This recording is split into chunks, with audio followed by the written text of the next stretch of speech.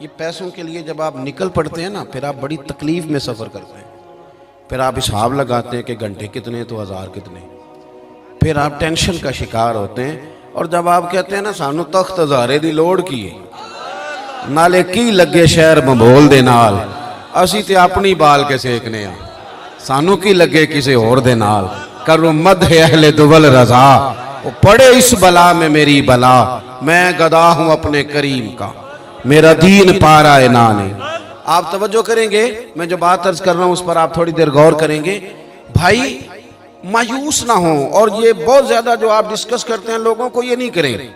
हमें तो हुक्म है कि यहाँ किसी को जाके तबलीग करनी है या उसके लिए दुआ करनी है, या उसे कहें कि सियाना हो जाए या उसके लिए दुआ करें। तंज करना और फब्तियां कसना और इस तरह के जुमले बोलना कि जिनके अंदर शगुफ्ता मिजाजी ना हो, वो अच्छा और शुस्ता लोगों का तरीका ही नहीं। देखिए हुजूर उम्मीद दिलाते, उम्मीद, ये गरीब लोग हैं बेचारे मायूस हो जाते हैं। थोड़ा सा कोई आदमी बीमार है वो मायूस हो जाता है, ना ना उठ बांध कमर क्यों डरता है, फिर देख खुदा क्या करता है। आप अपने अंदर शौक रखें, जज्बा रखें, हिम्मत करें। आप देखें अल्लाह तबारक व तआला कितना करम अता फरमाता है। आप आगे बढ़ने का ज़ौक़ बनाएं। हजरत सलमान फारसी रज़ी अल्लाह तआला अन्हु फरमाते हैं, खंदक की खुदाई हम लोग कर रहे थे। उन दिनों बड़ी शदीद गुर्बत थी मुसलमानों पर, इस्लाम पर।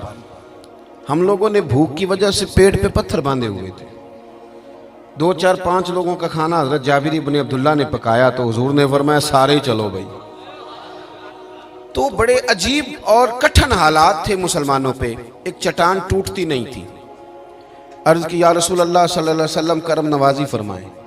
हुजूर ने फरमाया मुझे दो कुदाल, हथौड़ा मुझे दो, चट्टान तोड़नी है। चट्टान, इसका मतलब है कि पीर साहब को भी 2 4 काम अपने हाथों से कर लेने चाहिए। इसका माना यह है कि मौलाना साहब भी अगर कभी मेहरबानी करेंगे ना, बुजुर्गों की बात नहीं कर रहा, अपनी तरह के लोगों की कर रहा हूँ, तो उनके लिए भी कोई मना नहीं है। मेरी बात की समझ आ रही है? मैं अपने मदरसे के तलब इल्मों से कहता हूँ, मस्जिद कमेटी की नहीं होती, मस्जिद अल्लाह की होती। कमेटी की मस्जिद समझ के काम करोगे कुछ नहीं कर सकोगे, और रब का घर समझ के करोगे फिर कमेटी वालों से कहोगे तुम बाहर रहो, ओठ फरीदा सुत्या झाड़ू दे मसीत, तू सुते रब जागदा तेरी डाडे नाल परीत। फिर ज़ौक़ बदल जाएगा, फिर तबीयत तब्दील हो जाएगी। बहरहाल हुजूर ने ना वो हथौड़ा लिया, नीचे उतरे और एक जोर से सरकार ने ज़रब लगाई चट्टान पे, जोर से। बाजार हालात ये हैं कि अभी मक्का भी फतह नहीं हुआ, गुर्बत इतनी है कि लोगों ने पेट पे पत्थर बांधे हुए, लेकिन एक हुजूर ने चट्टान पे ज़रब लगाई तो पता क्या फरमाया? फरमाया लो भी अल्लाह ने मुल्क के शाम की कुंजियां हमें दे दी हैं, लो शाम हमारा हो गया, फतह हो गया मुल्क। फतह तो अभी मक्का भी नहीं हुआ, लेकिन हुजूर उम्मीद दिलाते, लोगों के चेहरे खिल उठे। दूसरी ज़रब लगाई तो फरमाया लो भी अल्लाह ने रूम की कुंजियां भी दे दी। तीसरी ज़रब लगाई तो फरमाया यमन भी हमारा हो गया। सहाबा फरमाते हैं वो खंदक के दिन मेरे नबी ने ऐलान फरमाया था, अभी कोई जंग नहीं हुई उधर, अभी पेशकदमी नहीं हुई, फौजें नहीं गई, पर हमने तय कर लिया था इलाके हमारे हैं। इलाके ये ना हमें कैद कर दिया गया है छोटी छोटी सरहदों में, वरना इकबाल कहते हैं बाजू तेरा तौहीद की कुव्वत से कभी है, इस्लाम तेरा देश है, क्योंकि तू मुस्तफवी है, इस्लाम तेरा देश है। हुजूर ने फरमाया ये इलाके हमारे होंगे। हज़रत अबू हुरैरा फरमाते हैं ज़माने बीत गए, हुजूर का विसाल ज़ाहिर हुआ, जनाब सिद्दीक़ अकबर का विसाल, हज़रत उमर के ज़माने में फतूहात हुई, वो कुंजियां आई। फरमाते हैं चाबियां आती थी, लोग कहते थे लो आ गई, तो मैं कहता था आई आ जाए, मिल हमें बड़ी पुरानी गई है, ये हमारे पास ही थी, पुरानी आ गई। उम्मीद का दिया जलाएं, उम्मीद का, और किसी उम्र में भी मायूस ना हो, किसी उम्र में। महमूद गजनवी गुजर रहे थे तो एक बाबा जी ना ज़ईफ बुजुर्ग, वो ना अपने हाथों से पौधा लगा रहे थे, हाथ उनके कांप रहे थे, पौधा लगा रहे, तो वो गुजरे महमूद गजनवी, तो उनको देख के ना तो कहने लगे बाबा जी ये क्या कर रहे? राशा भी थारी था, हाथ कामते भी थे। महमूद गुजर रहे थे, बुजुर्गों को देखा और देख करके फरमाने लगे बाबा जी ना तो आप इसकी छाँव में बैठ सकेंगे, आपकी उम्र बताती है कि इसका फल भी आप नहीं खा सकेंगे, तो इतनी मुशक्कत आप कर रहे हैं, तो बाबा जी मुस्कुराए और महमूद की तरफ देख करके फरमाने लगे, बेटा मैं फल नहीं खाऊंगा तो मेरे पोते तो खाएंगे ना, और मैं नहीं छाँव में बैठूंगा तो यहाँ से गुजरने वाले मुसाफिर तो बैठा करेंगे। महमूद बड़े ही खुश हुए। इतनी अच्छी बात, इतना खैर का जज्बा, इतनी अच्छी उम्मीद, इतना ताज़ा दम शख्स फौरन एक अशरफियों की थैली निकाली और कहा, बाबा जी ये तोहफे में रख लें, कबूल कर लें। बाबा जी ने थैली थामी और मुस्कुरा के फरमाने लगे, महमूद आप तो कह रहे थे कि आप फल नहीं खाएंगे, मैंने तो अभी लगाया ही नहीं, फल अल्लाह ने पहले अता फरमा दिया। देखे मैंने उम्मीद लगाई थी कि मैं खैर करूंगा तो मुझे तो फल मिल गया। महमूद ने ना एक थैली अशरफियों की और थमाई, का और रख लीजिए।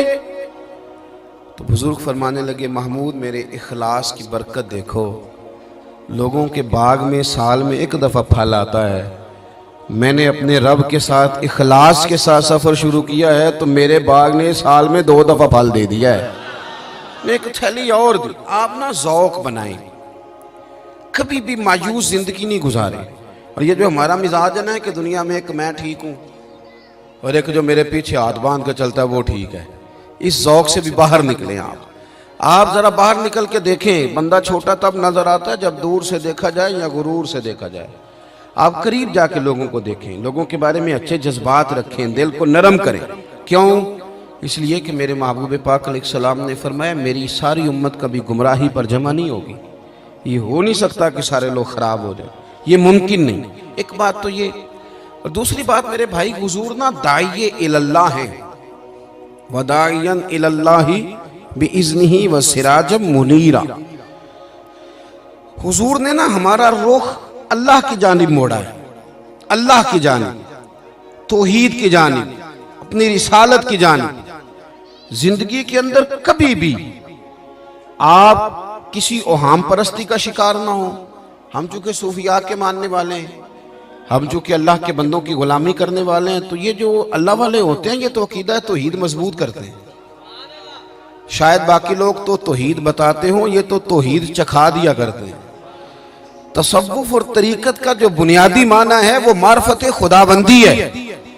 कभी भी ये जो हम वहम का शिकार है ना, वहम का, यानी अभी तक लोग कह रहे हैं कि काली बिल्ली रास्ता काट गई है, अभी तक लोग कह रहे हैं कि मैं निकलूं तो मुझे आवाज ना देना, अभी तक लोगों को मसला बनाऊं, आज के दौर में भी, जबकि आपने उस रब करीम की बारगाह की इबादत का ऐलान किया है कि जो मालिक करीम वाहदहु ला शरीक है, और उस रब करीम के होते हुए आप लोगों से डरते हैं।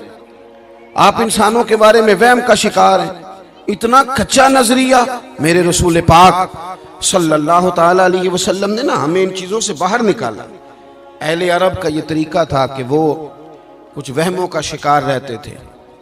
काबे का तवाफ करते थे तो कपड़े उतार के, कुर्बानी कर ली तो अब उसका गोश्त दीवारों के साथ मलेंगे, और हज करके आए तो आप दरवाजों से दाखिल नहीं होंगे, छतों से आएंगे। ये काम नहीं करें आप। वो जो ओहाम परस्ती है, खास किस्म की वहम का शिकार होना, वहम का, यानी बड़ी माजरत के साथ मुझे ये बात करनी पड़ेगी कि इतना काला जादू, हर तीसरे आदमी को काला जादू, हर तीसरे आदमी को। और खैर से वो जो बताने वाले हैं वो भी बड़ा अनोखा अंदाज उन्होंने इख्तियार किया हुआ है। वो कहते हैं तुझे जादू कर दिए किसी ने। किसने कहा? क्या ये मुझे बताने का हुक्म नहीं, मुझे शरारत का हुक्म था, शरारत मैंने कर दी, अब तू घर जाके सोचता रहे। इसी तरह ढेरों किस्म के मलंग हमारे खाते पड़ गए, टल पहने हुए, और वो आ गए। वो लोगों को किस्मत का हाल बताते हैं। आपका तो मुझे नहीं पता, मैंने अपने देहातों में देखा है कि वो सोना भी डबल करते थे, बाद में पता चलता था अब सिंगल भी गायब हो जाता था। हंसे नहीं जी, ऊंचा नहीं हंसना चाहिए कभी भी, ये महफिल है हमारी, संजीदा माहौल है। मेरी बात पे आप तवज्जो करेंगे अजीज कि आप ओहाम परस्ती का शिकार ना हो, वरना आप और नबी पाक सल्लल्लाहु अलैहि वसल्लम ना जगह जगह हुजूर हमें ज़ौक़ देते, समझाते कि तुमने अपनी तवज्जो अल्लाह रसूल की जानिब रखनी है, तुमने उलझना नहीं, वरना आप कैसे मैदान में निकलेंगे। फौजी कह दे हमें काला जादू हो गया, हमसे जाया नहीं जाता, तो जंग होगी। कोई कह दे हम पर तो वो फलाने ने आसेब करा दिया है तो हम दफ्तर नहीं जा सकते, तो कारोबार जिंदगी चलेगा। किन चक्करों में पड़ गए। जादू होता है, उसकी हकीकत से इनकार नहीं, लेकिन इतना कच्चा माहौल, इतनी कमजोर बात, ये अहले ईमान का शेवा नहीं है। आप मजबूत रहें।